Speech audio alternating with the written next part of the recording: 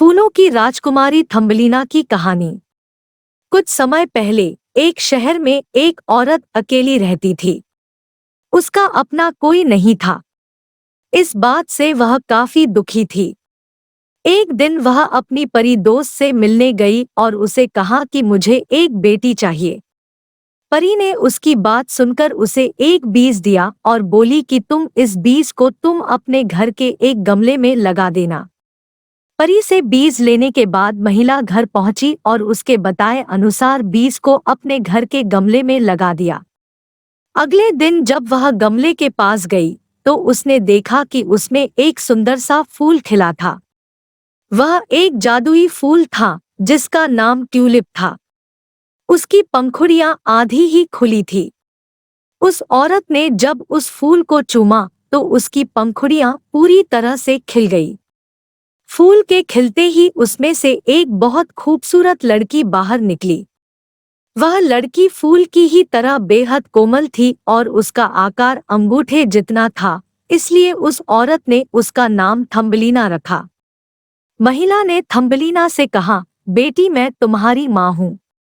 अब से मैं ही तुम्हारा पालन करूंगी और तुम्हें बहुत प्यार से रखूंगी। यह सुनकर थम्बलीना भी काफी खुश हो गई और खुशी खुशी उसी घर में रहने लगी। एक दिन थम्बलीना खेल रही थी। तभी मेंढक की नजरें उस पर पड़ी। मेंढक ने अपने मन में सोचा कि क्यों न इससे मैं अपने बेटे की शादी करा दूं। यह सोचकर मेंढक थम्बलीना को उठाकर अपने बेटे के पास ले गया। मेंढक का बेटा थम्बलीना को देखकर उससे शादी करने के लिए तैयार हो गया। मेंढक ने थम्बलीना को तालाब के पास एक पत्ते पर रखकर शादी की तैयारियों में जुट गया। तालाब के बीच एक पत्ते में बैठी थम्बलीना चाहकर भी वहां से भाग नहीं पा रही थी। आखिर में वो रोने लगी। तभी एक तितली ने थम्बलीना को देखा। उसने उसे वहां से उठाया और फूलों के नगर में ले गई। यहाँ तितली में थम्बलीना को अपने साथ रखा और उसके खाने पीने का इंतजाम करने में जुट गई। तभी एक झींगुर की नजर थम्बलीना पर पड़ी। वह भी उसकी खूबसूरती देखकर उसका कायल हो गया। वह थम्बलीना को अपने दिल की बात बताने पहुंचा। यह सुनकर थम्बलीना ने उसे समझाया कि हम दोनों एक नहीं हो सकते, हम अलग अलग जीव हैं। इस पर झींगुर के मित्रों ने भी कहा, दोस्त, यह थोड़ी अजीब है। ये लड़की हमारे जैसी नहीं है।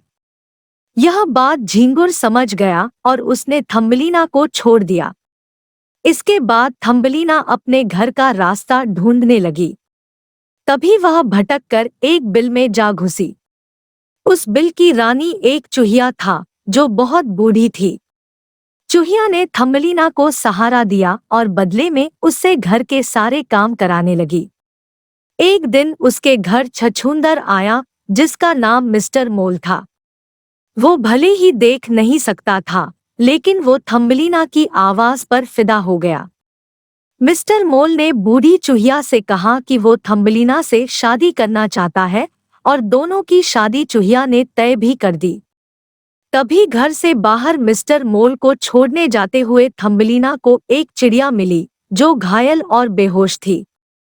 थम्बलीना तुरंत उसकी मदद करने लगी। बूढ़ी चूहिया और मिस्टर मोल ने उसे रोकने की कोशिश की, लेकिन थम्बलीना नहीं मानी। उसने दिन रात एक करके चिड़िया की देखभाल की। कुछ दिनों के बाद चिड़िया पूरी तरह से ठीक हो गई। चिड़िया के ठीक होने से थम्बलीना खुश थी, लेकिन शादी के दिन नजदीक आ रहे थे, इसलिए बेचैन हो गई। थम्बलीना ने चिड़िया को सारी बातें बताई। यह सुनकर चिड़िया ने कहा कि जल्दी से मेरी पीठ पर बैठ जाओ, मैं तुम्हें यहाँ से बहुत दूर ले जाऊंगी। थम्बलीना तुरंत उस चिड़िया के पीठ पर बैठ गई। चिड़िया थम्बलीना को वहां से बहुत दूर एक फूलों के देश में लेकर पहुंची। यहाँ फूलों के राजकुमार की नजर थम्बलीना पर पड़ी। राजकुमार ने उसे देखते ही पूछा, क्या तुम मुझसे शादी करके यहाँ की रानी बनोगी? थम्बलीना को कुछ समझ नहीं आ रहा था। तभी चिड़िया वहां पहुंची और उसने बताया कि ये फूलों के राजकुमार है और अच्छे दिल के इंसान है। यह सुनकर थम्बलीना ने शादी के लिए हाँ कर दी।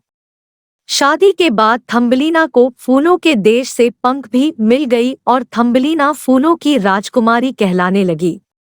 कहानी से सीख। इस कहानी से हमें यह सीख मिलती है कि हमें हमेशा दूसरों का भला करना चाहिए।